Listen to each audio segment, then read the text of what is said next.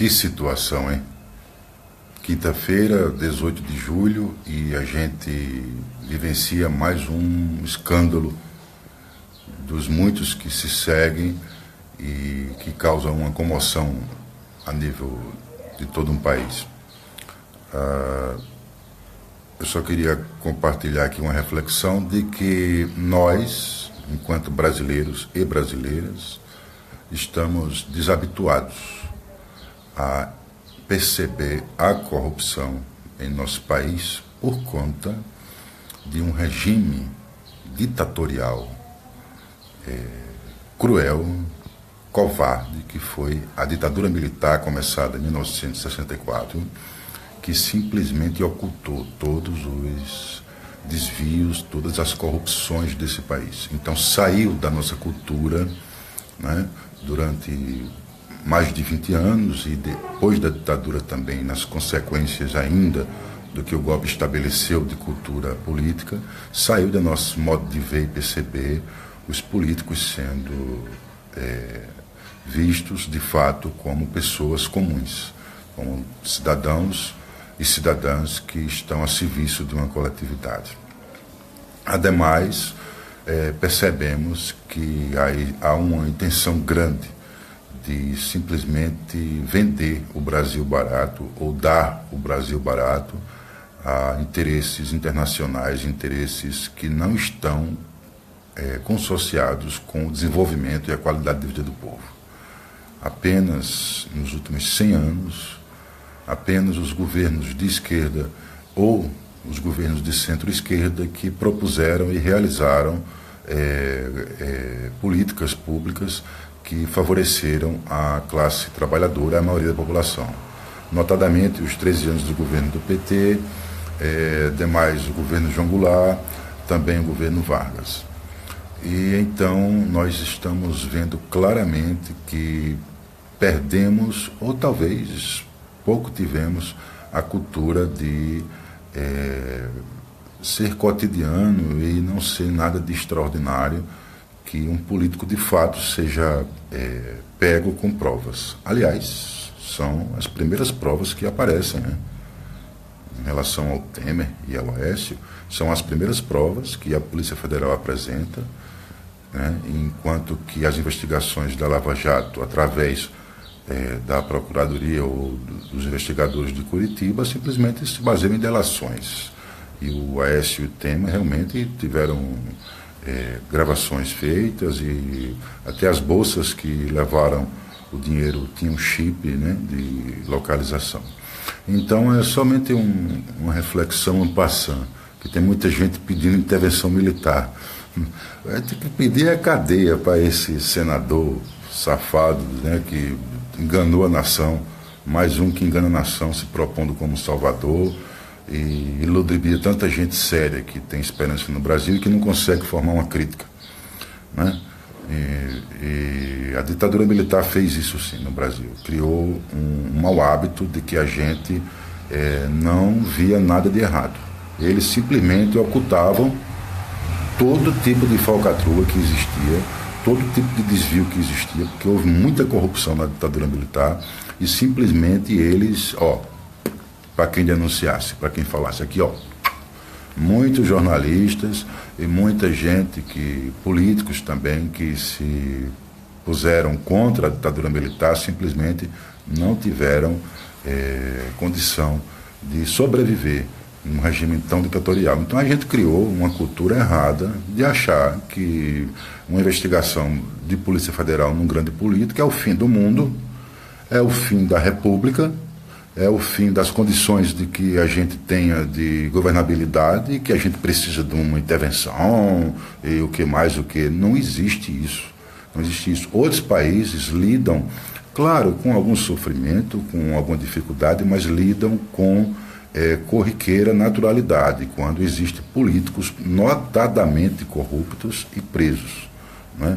Ou indiciados, como foi o caso das provas concretas em cima do senador Aécio Neves e do golpista Michel Temer.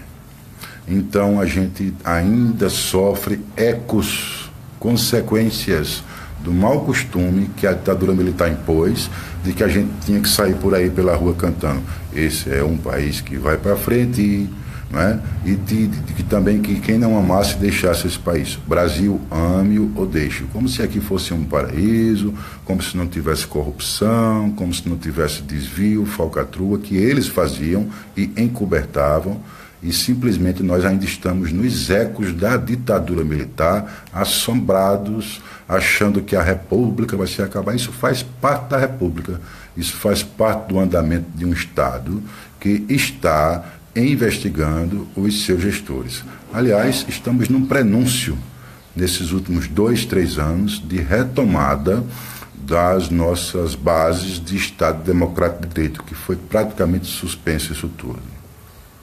Quero concluir aqui dizendo que a gente precisa cada vez mais conscientizar as pessoas de bem, as pessoas de fato boas, aquelas que a gente tem a alegria de compartilhar algum momento de nossas vidas, às vezes em família, às vezes em sociedade, no trabalho, conscientizar essa gente que ainda acha, tá certo, que o PT quebrou o Brasil, pelo amor de Deus. Esse povo tem que acordar, tem que se conscientizar. Gente, esse pessoal foi enganado, ainda estão sendo enganados e a gente precisa estar conscientizando esse pessoal. Considero tanto importante ir para as lutas, nas manifestações de rua, como se está clamando: vamos todos às ruas, direta já, isso é fundamental. Mas é importante também conscientizar as pessoas que elas estão sendo enganadas.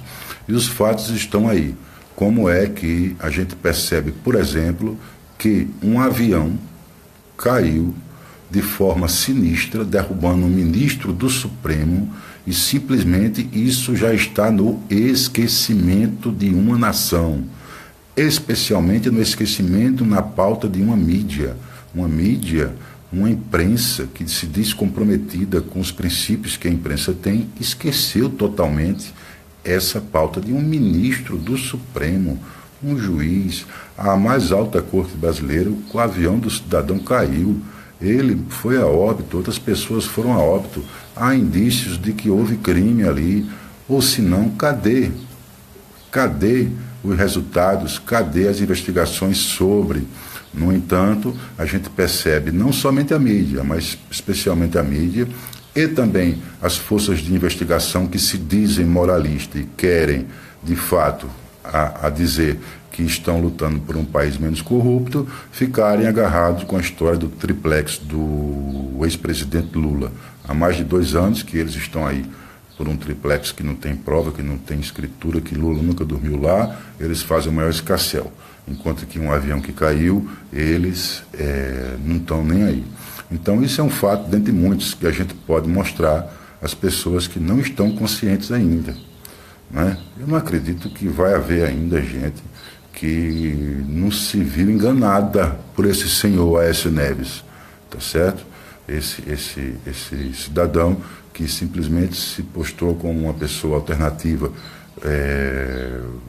do Brasil. Alternativa a quê? Né? Não tinha. É a mesmice de que se estabeleceu por tanto tempo. Mas muita gente foi enganada e eu considero uma frente de luta muito grande. O diálogo, a conversa olho no olho, com muita paciência e conscientizar a tanta gente boa, tá certo, que foram enganados e que estão sendo enganados ainda por uma mídia corrupta, por uma mídia sem compromisso com a profissão e com a função do jornalismo. Então, lamentável que o Brasil esteja numa situação tão crítica como essa, porém, isto não é nada demais a não ser parte do andamento da República. Eu repito, nós estamos mal acostumados por uma ditadura militar que demorou 21 anos e que se prolongou os seus ecos por mais 10 ou 15 anos e que a gente fica abismado achando que a República acabou quando tem um caso de corrupção comprovada, como foi o caso do Aécio Neves e do Michel Temer, que está sendo apurado e que está sendo levado adiante.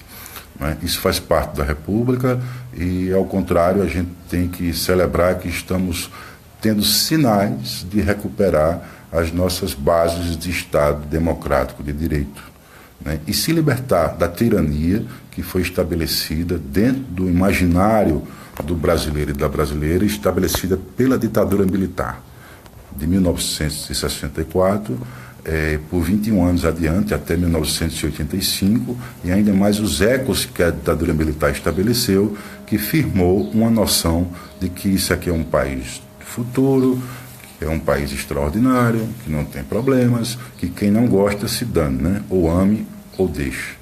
Então a gente está nos ecos ainda da ditadura, que a gente fica abismado. Tem gente aí defendendo intervenção militar, tem gente defendendo outras medidas mais drásticas, dizendo que se acabou tudo, porque até Aécio e Temer estão... Não, eles é que são realmente os que estão sendo investigados agora com provas. E isso é um sinal de que a República está olhando com muita seriedade e com investigação para os seus gestores.